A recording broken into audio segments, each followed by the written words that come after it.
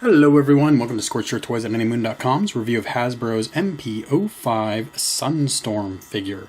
This is a supplemental review to my existing new Seeker Mould review, which covered Takara Tomi's Starscream, Sunstorm, and Hasbro's Thundercracker and Acid Storm releases. Since this is a supplemental review, I'm not going to harp on the differences between this new Mould Seeker toy versus the old Mould. I did quite a bit of that in my original review, and definitely encourage you to check that out if you are just now finding these Transformer Seeker toys. Also, the number one question I imagine would be, have there been any changes to the Mould since Hasbro released Acid Storm? And the answer to that is no. So this review will purely be really about the paint scheme of this toy. And I will go through the features again quickly, but it's really a purely visual change from Acid Storm to Sunstorm. Sunstorm comes in the same packaging that Acid Storm came in, obviously with different visual cues. It comes with the same accessories. You get instructions, you get 2 sets of missiles, you get a display stand, you get a clip to hold a Megatron gun, which hasn't been included with a Masterpiece toy in quite a long time now. And you get a pilot figure. The Sunstorm pilot figure is bright yellow, molded out of the same plastic as the base toy. The same thing that we saw happen with the Acid Storm. There is some confusing aspects to this toy that I was hoping that Hasbro would handle by now. Those being that the new Mould doesn't fit into the display stand the way the old Mould did. There's no longer a notch in the chest of the toy that's required for mounting the display stand in fighter mode.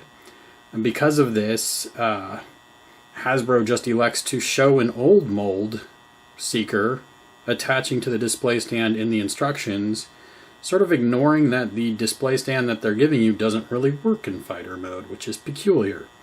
Similarly, the missiles, they can attach in fighter mode, but it requires removing the null rays, which are now more attached than they were in the previous version of the Mould.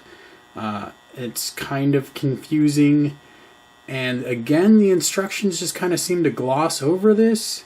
In fact, the instructions for the missiles are kind of nonsensical, so Hasbro apparently just thought they'd obfuscate the issue rather than deal with it.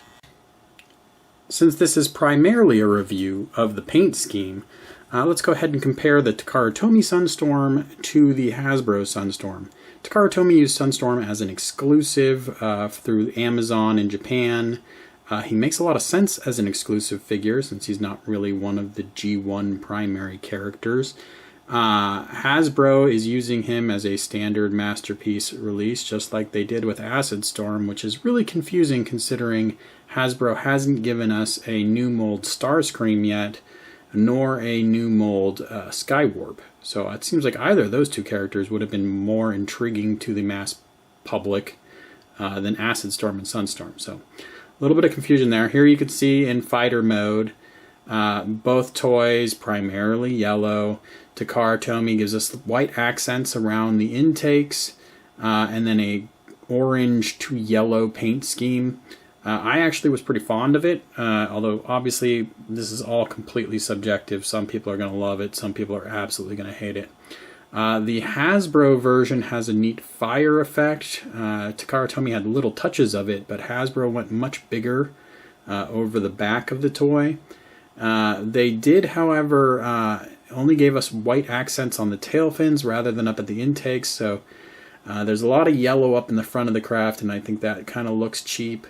Also, the yellow with the red trim and the very faint flames, it's a little too Ronald McDonald-y, even in fighter mode. Alright, let's talk gimmicks. You have a front radar array. It's not painted, so it doesn't look very good. And I wish the nose locked into place a little bit better because sometimes it becomes jostled and free. You have a canopy that opens, revealing a pilot figure inside, molded in the same yellow as the rest of the toy. Not particularly attractive and a little too small. He hops around during handling. You do have the ability to bring these front intake sections down to make them look a little bit more like an F-15. There's something in the instructions about hidden missile launchers, but I don't really know what that's talking about. There's an air brake in the back, but again, no real painted detail, so it doesn't look particularly good. You have the ability to pop open these rear engine areas to reveal engine detail. This also lets you flip these engine details down to become the heel of feet. You have articulated articulated thrusters in the rear. Thrust vectoring, it would say. Little gripe, vertical stabilizers are way too weak, and they pop off during handling, as does the front nose section. It falls downward pretty easily in handling, so that's kind of annoying. You do have integrated landing gears. They are not the kind that lock into position, but this one's so stiff in the front, it's not really an issue. The rear landing gears barely exceed the doors that conceal them. All landing gears are plastic and spin freely. So there you have it. That's what you get in fighter mode. Let's go ahead and check out bot mode. Okay, here we have bot mode. I'm not going to go through transformation in this video. I do have a separate transformation guide for the new Seeker mold, so check that out if you're interested in it. I'm also not going to spend too much time harping on the differences between the new mold and the old mold. Suffice it to say, the new mold is superior in bot mode. I will go through articulation quickly. You have a head on a ball joint, which gives you some good flexibility for poses. There are ratcheted joints on the shoulder, and they could go all the way back. Obviously, you're going to run into the wings.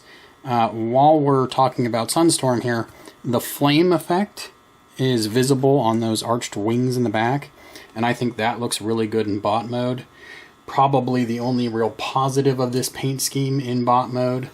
You can do whatever you want with the null ray on the side of the arm. There's a pivot point just below the shoulder.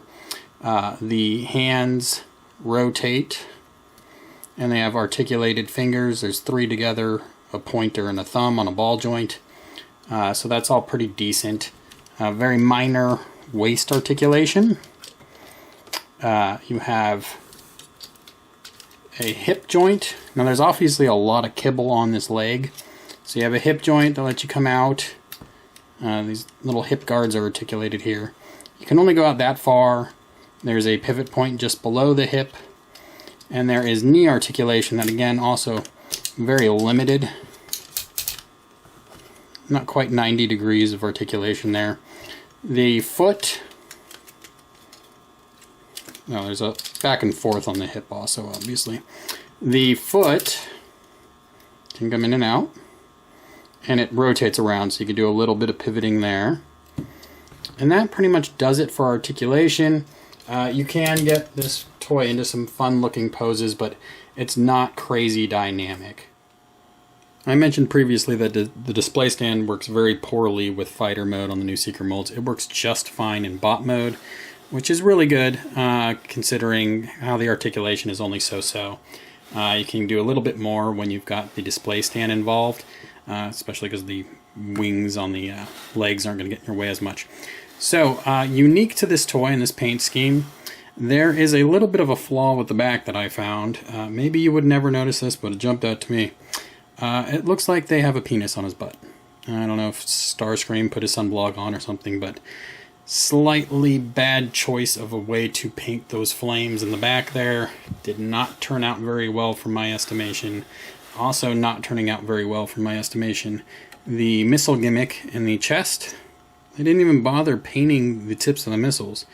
Seems like red or white would have worked out just fine.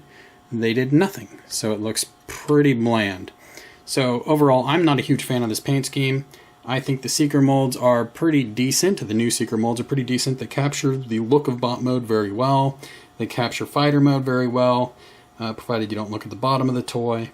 They aren't meant to be super premium toys, and they're priced as a not super premium toy, but a decent toy, and that's what they are. Visit anymoon.com for my full write-up, as well as easy access to my other videos. Thanks for viewing.